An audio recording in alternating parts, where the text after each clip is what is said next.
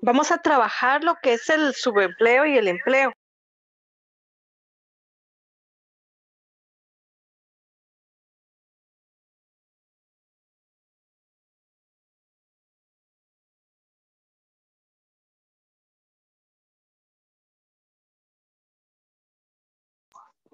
Tenemos que el registro del INE en el 2019 establece lo siguiente y dice la tasa de desempleo se mantuvo en 2% y el subempleo visible disminuyó. No hay todavía un reporte hasta esta fecha. Si nosotros observamos entonces la tasa de desempleo y el subempleo que se tuvo en estas fechas, definitivamente bajó a gran escala en estos últimos 2 años por lo que fue la pandemia a nivel mundial. Acá nos dice que la cantidad de personas en desempleo abierto es de 145.829 personas.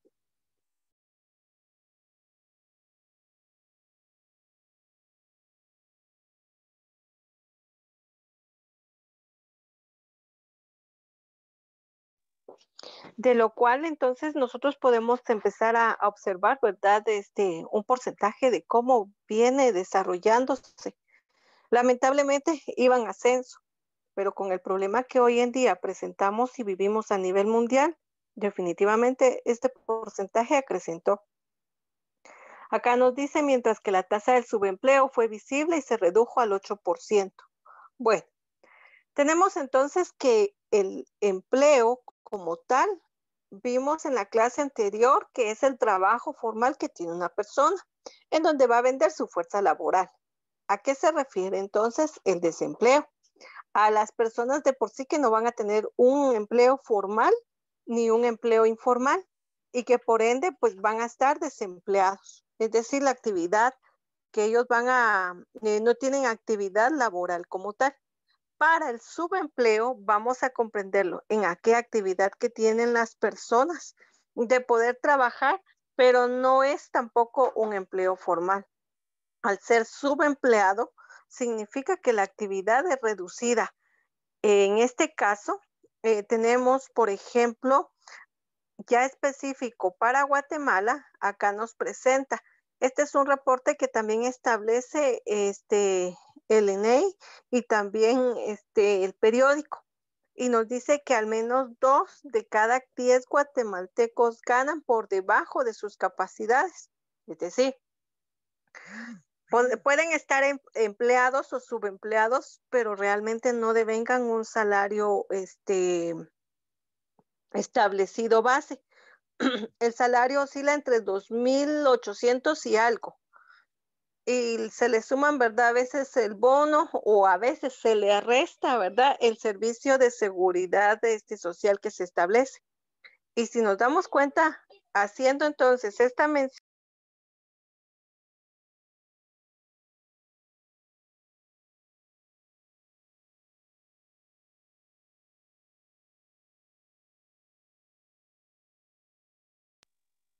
tenemos entonces que son solamente 2 personas de 10 guatemaltecos.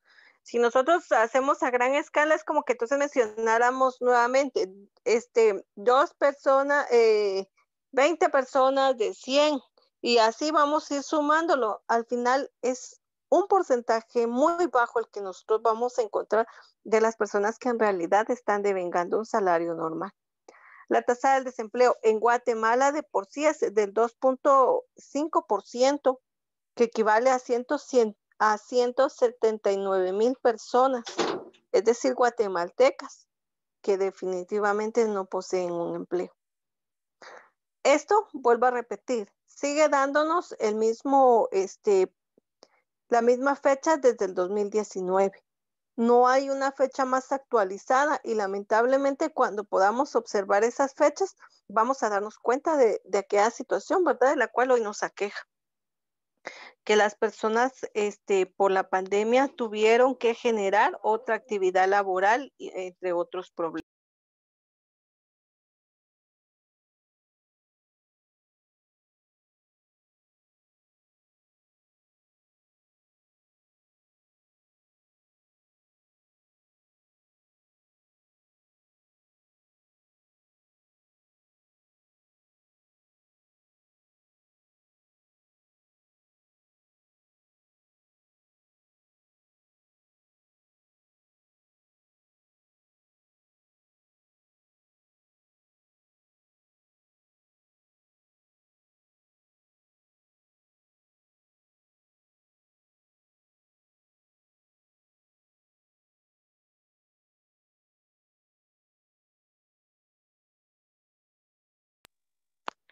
Tenemos acá entonces que dice que la población en edad de trabajar, eh, de 12 millones de la población económica activa es del 7.1 de aquellas personas que pueden o tienen la edad para poder ser empleados.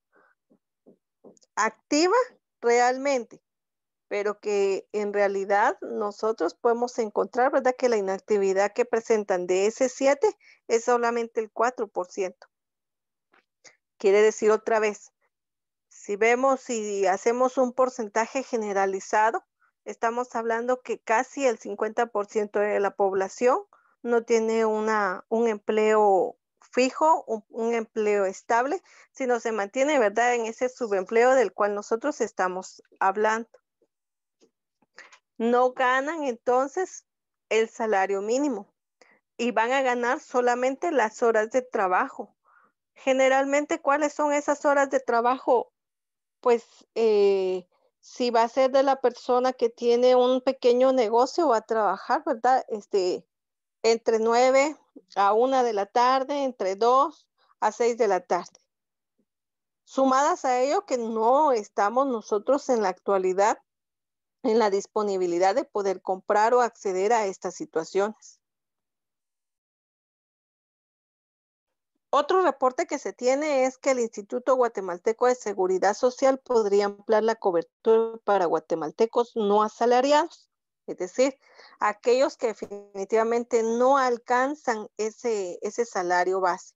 Sin embargo, llama la atención que los subempleos visibles o por horas son de 667,000 personas, que representan el 9.7%.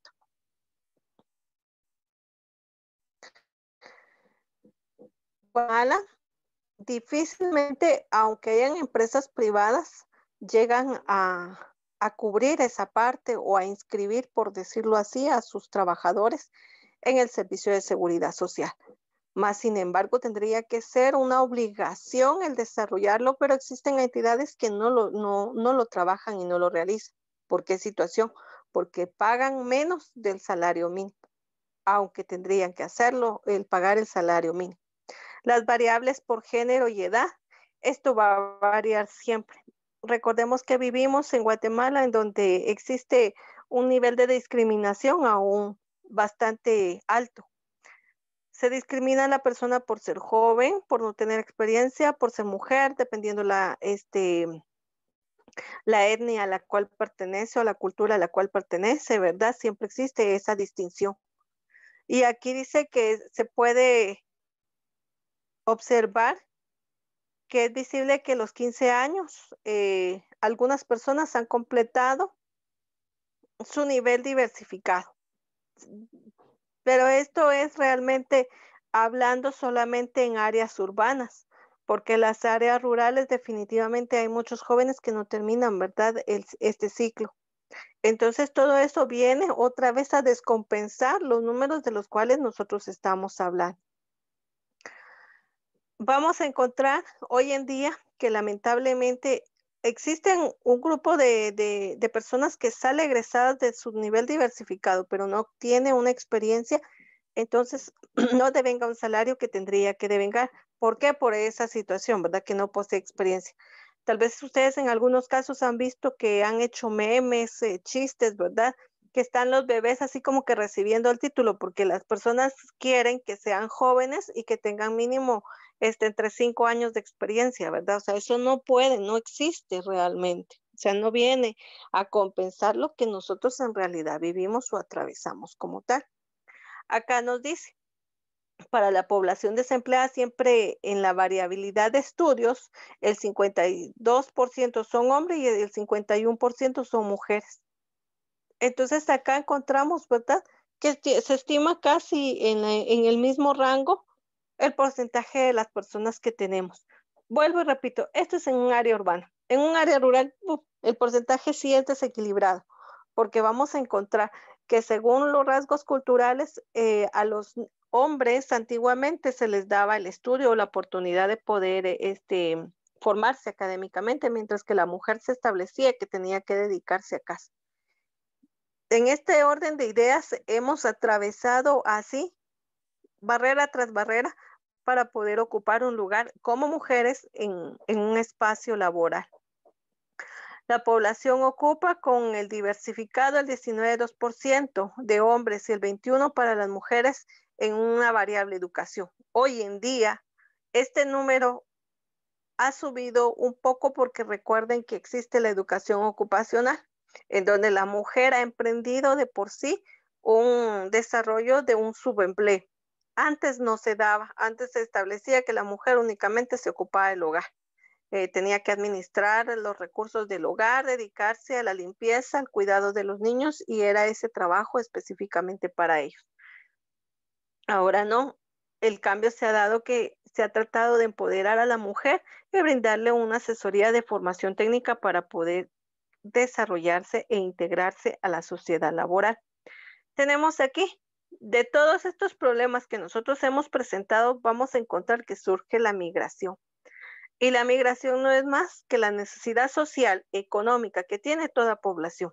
No importa aquí el rango. Hemos escuchado que se han desplazado niños, jóvenes, adolescentes, adultos mayores hacia otros países con tal de obtener un salario digno, de poder tener el acceso económico para poder sustentar a la familia.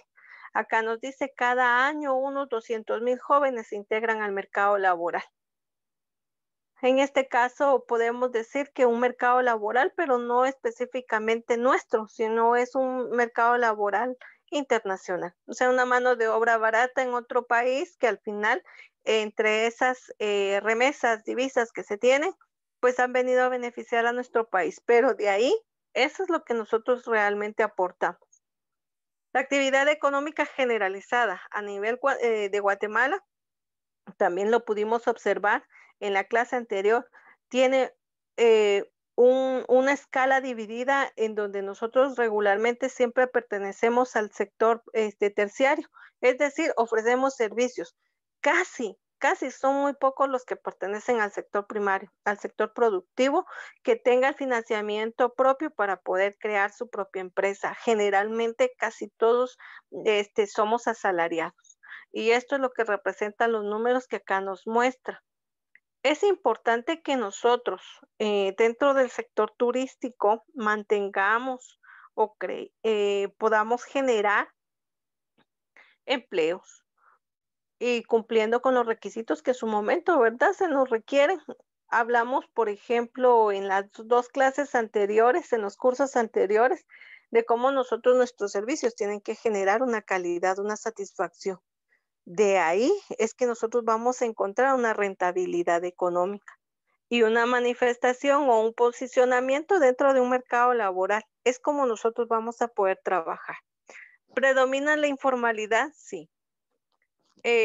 Con esta pandemia, con este problema social que aqueja a nivel mundial, lo hemos podido observar. ¿Cuántas personas han dejado de estudiar? ¿Cuántas personas no han tenido acceso al estudio? ¿Cuántas personas han perdido el trabajo, han perdido la oportunidad? Y todo eso viene a minimizar, ¿verdad? Ese acceso del cual nosotros estamos hablando. Y esto va a continuar. Esto lamentablemente va a tener repercusiones a largo tiempo, a un largo plazo, de los cuales vamos a poder nosotros, por eso es de que en esta parte dice, urgen estrategias que vengan a canalizar y cambiar el rumbo de lo que hoy en día tenemos dentro de las entidades públicas y privadas, de los cuales pues más sería enfocada a la entidad privada para poder generar empleo y erradicar lo que es el subempleo como tal. Tú me indicas, Elena, si tienes alguna duda con respecto al tema. No, señor.